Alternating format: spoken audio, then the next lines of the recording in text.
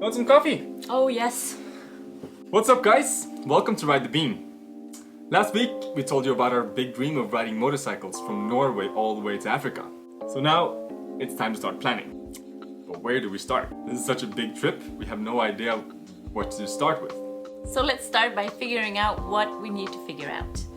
Let's write a list of the things that we know now and get started on those, and we'll fill it in from there. First thing I think we need to figure out is the routes. The route will decide what kind of visas and insurances and stuff we need to get. We also need to think about vaccines and medicine. We'll need confirmation from our doctors so we can bring our medicine around the world and not have it confiscated. And we need a plan to avoid malaria. Like you may have noticed, we're not the best off-road riders.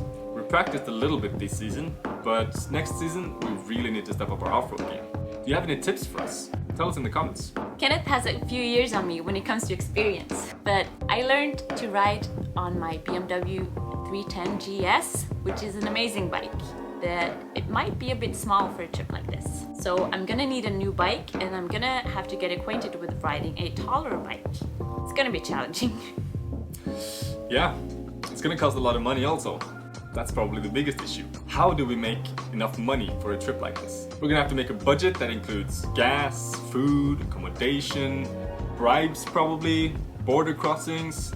Right now we have an apartment that costs quite a lot of money, so we need to figure out if we're gonna rent it out or sell it, or how we're gonna do that.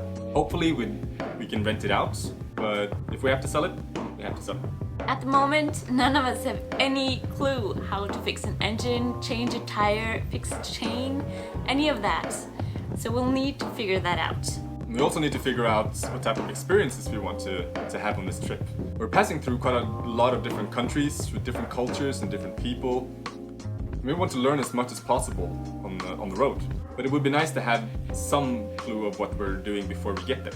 I really want to visit some of the coffee farms that I buy coffee from, for example. And I want mountains. It's gonna be a lot of mountains, I think. I'll need a plan for work as well. There's no guarantee I'll get a leave of absence long enough to cover this trip, so I may have to quit the job that I love so much. Good news though, nurses are very high in demand, so hopefully I won't have trouble finding a new job when we come back. We've probably missed a lot of things, but I think we have a good starting point here. I think so. Let's put these in order of importance and start with the most important, the route. Have you ever planned a trip like this? Did we miss anything? Do you have any tips for us? Let us know in the comments. If you want to help us achieve our dream, you can do so by going to our website, ridethebean.com, and get a bag of the Bean, our very own coffee.